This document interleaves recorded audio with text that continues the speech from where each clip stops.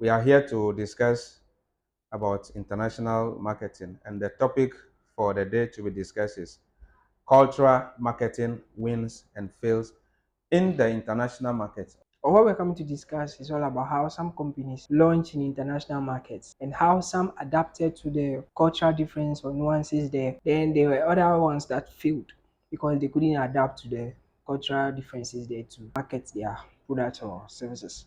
So stay tuned.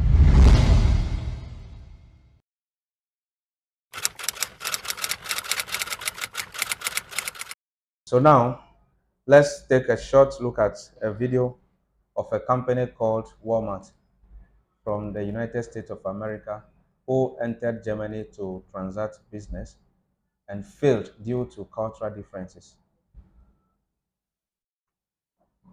In 1997, Walmart, the retail titan known for its dominance in the U.S. market, set its sights on Germany. With its vast resources and unmatched reputation for low prices, it seemed like an inevitable success story in the making. However, what followed was one of the most popular market misadventures in the company's history, culminating in a staggering loss of over $1 billion. Walmart made its move by purchasing local retail chains Wertkauf and Interspar, acquiring existing store locations to establish its foothold in Germany. Yet these stores were often situated in areas that weren't easily accessible by the country's robust public transportation network. While American customers were used to driving to large out-of-town stores, the average German shopper relied on public transport for convenience, a crucial detail that Walmart overlooked. Moreover, Walmart's famed low-price model was nothing new to German consumers, who were already accustomed to competitive pricing from local discount chains. Adding to the challenge, German shoppers placed a higher value on quality over low cost, given their generally high living standards. Cultural missteps compounded Walmart's troubles. German customers found the company's signature-friendly approach, employees smiling and greeting customers, awkward and uncomfortable. Similarly, the decision to sell pre-packaged meat clashed with local traditions, as many Germans preferred to purchase fresh meat directly from the butcher. After nearly 9 years of missed cues and cultural misunderstandings, Walmart pulled out of Germany in 2006, leaving behind a cautionary tale of how even the biggest brands can falter without careful attention to local market dynamics. Yes, so Ben, you see, when you talk about culture in our business arena on a global scope or international market, culture is so essential to the sense that if you are not familiar with the culture of a certain country where you intend establishing business there, there are a lot of things that can lead to your closure from the country. Let's see, as a businessman or international business person, you need to um, conduct a research that will tell you what the people are privy with, what they are familiar with, and so doing, you can be able to maneuver to penetrate through their market and then also establish your product that you have.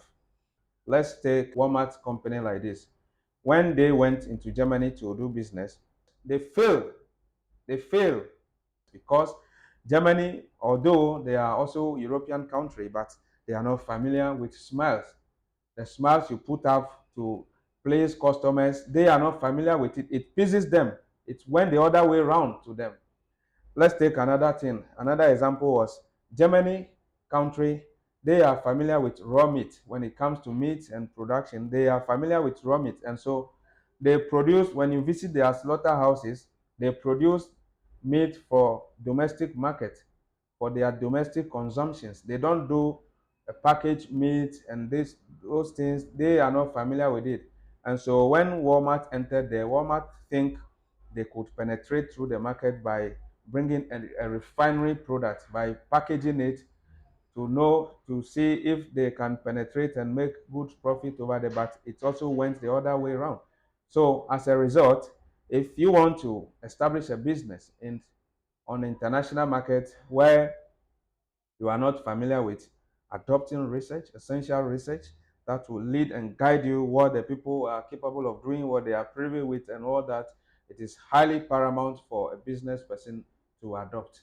So let's go straight into the market things. You're coming to watch a short video on how McDonald's succeeds or succeeded in the Indian market. In the early 1990s, McDonald's, an American icon, set its sights on India, a market as vast as it was diverse. But the company quickly realized it faced a unique challenge. In India, where the cow is considered sacred by millions, eating beef is not just uncommon, it's a cultural taboo. McDonald's had built its global empire on beef burgers like the Big Mac, but in India, selling beef was never an option. Instead of imposing their Western menu, McDonald's made a bold decision.